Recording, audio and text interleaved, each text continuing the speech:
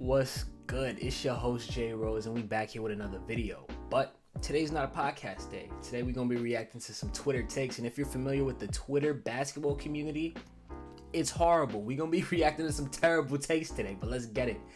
I'm gonna be going through mental anguish, so please leave a like and a subscribe. But let's get right into it. The top 5 go get me a bucket players in the NBA right now are Kevin Durant, Luka Doncic, Devin Booker, Damian Lillard, and Jason Tatum. His honorable mentions are Jaylen Brown and Jalen Brunson. And this is real interesting. First off, I want to start with his number 1 guy, Kevin Durant. No. After watching that last series, the Suns versus Nuggets series, Kevin Durant is not the number 1 go get me a bucket guy, and he can't be. I watched this man miss mid-range jump shot after mid-range jump shot after mid-range jump shot. He was the most inefficient I've ever seen, and listen, he's aging. Simple as that. That man is aging. He doesn't look like he has the same kind of step, and he's very limited as far as what he can do. His speed is definitely diminished, and you can see that on the court now. You definitely can. Now, I think Luka's fine. I think Devin Booker's fine. I think Dame is fine. I don't know how Steph is not on this list. Curry with Murray on him. Three-pointer. Puts it in!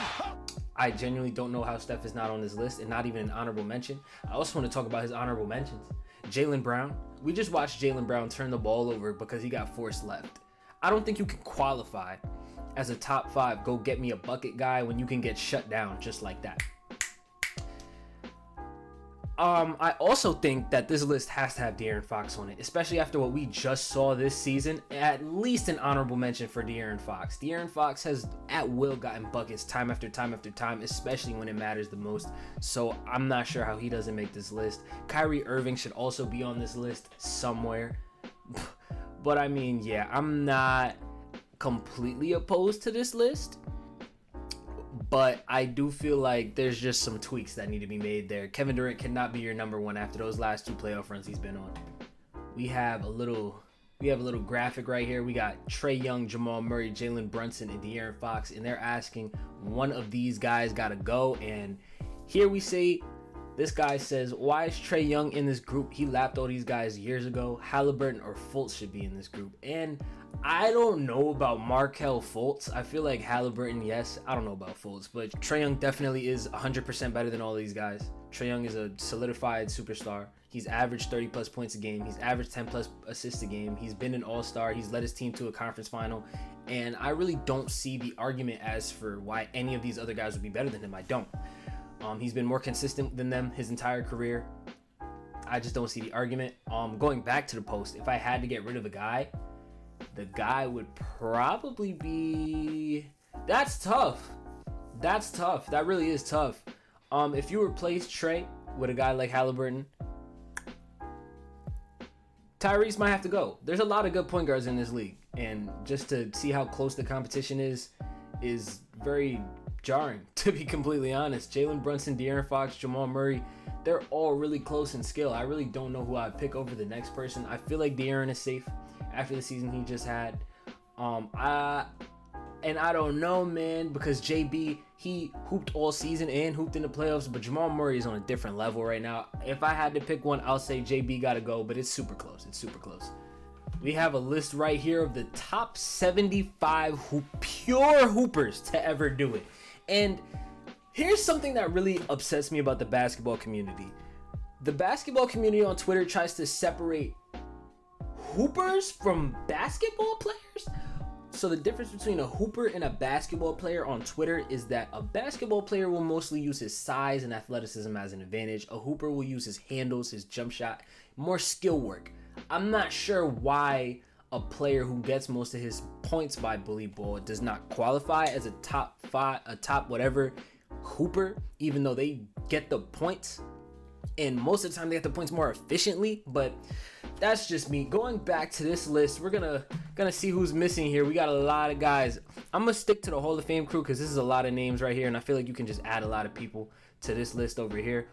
But we got Kyrie Irving, Steve Nash, Paul George, Larry Bird, Dame Lillard, George Gervin, KD, Pistol Pete, Jokic, Melo, T-Mac, Paul Pierce, lot of names here. You want to know who's missing? LeBron James. I'm sorry. If you have a list of the top scorers in NBA history and LeBron James is not on it, you have a list of top hoopers in NBA history and LeBron James is not on it. That's insane. I'm sorry. You can say what you want about LeBron's play style. He's made the tough shots. He's made the fading threes. He's made the fall away floaters. He's made the turnaround jumpers. He's done all of that. The fact that you don't have him on this list is crazy. And you know what's even crazier? There's a guy named Hakeem Olajuwon, one of the most skilled post players of all time. He's not on this list either. And you don't really have an argument for that, because if you want to talk about pure hoopers, Hakeem is a pure hooper. That boy's footwork is insane. And he's not on this list either. We got Shaquille O'Neal, also not on this list. I obviously know why, but he's not on this list. We got Giannis, who's also not on this list. We know why. He plays a dominant style of basketball. So according to this guy, he don't qualify as a top 75 hooper to ever do it. Solely based on skill, style of play, and moments. I'm sorry. You can't leave Hakeem out. You can't leave Bron out. You can't leave Shaq out. You can't leave Giannis out. They have the moments. They got the skill. I don't understand how style of play really even, because a lot of these players don't play the same at all. You telling me Melo and Jokic play the same? You telling me Magic and KD play the same? They don't. Who is better, Chris Paul or Rajon Rondo? My favorite point guard, Chris Paul, man. Chris Paul, man. What's up, man? You ain't Chris Paul? Nah, who are you? Oh. Please, I need somebody to alert me. What the hell is Rondo better at than Chris Paul? Please tell me. Because even when they were both in their primes, Chris Paul was leagues ahead of Rondo. Leagues. Rondo had a crazy roster and they have one ring. I guarantee you if you put Chris Paul, who was competing for MVP awards at that time, they're winning multiple championships. There's absolutely no shot you even think Rondo's close to Chris Paul. Their assist work, their playmaking is comparable to each other, but Chris Paul has the far better handle. Chris Paul's a far better scorer. In his prime, he's a far better defender. So what are we talking about? I don't understand how this poll is even close. Chris Paul is leagues better than Rondo. No ifs, ands, or buts about it. I plan on making a full-fledged video about this after the finals are over so I can speak more about off-season things, but the LeBron to the Mavericks news has been buzzing a lot this week, and this isn't really a take from Twitter, but a lot of people are saying that the Mavericks should do it, and I personally don't believe that they should. I feel like a team with Luka, Kyrie, and LeBron is really a clashing of styles. I don't think Luka and LeBron would work well together, and then you add Kyrie, who's another ball-heavy guy. I don't think that's going to work well. I feel like Luka and LeBron would have to change their play styles a lot in order for that to work. And I don't see LeBron changing anything about the way he plays at 39 years old. So maybe Luka has a better chance of doing that. But even then, you're asking a guy who takes the ball down almost every single time down the court. He's already trying to split that with Kyrie. Now you got to split it more with LeBron. You're going to ask him to move off ball, which he's not good at. Just point blank period. He can get better at it. He can try to do it. But as things stand right now, if you were to plop these three guys on the court right now, he's not good at that. So I'm not expecting him to come out there and start setting screens, rolling to the basket, cutting off ball, backdoor cuts, getting open off the screens. That's Steph Curry. Steph Curry does that. Luka don't do that. I don't think that will work. The only time that you've seen LeBron work with another ball handler is Kyrie Irving, who had an elite jump shot and can play off ball, and Dwayne Wade, who cut backdoor, set screens, and did things of that nature. I don't really believe Luka Doncic fits that criteria. I don't think that would be a good pairing.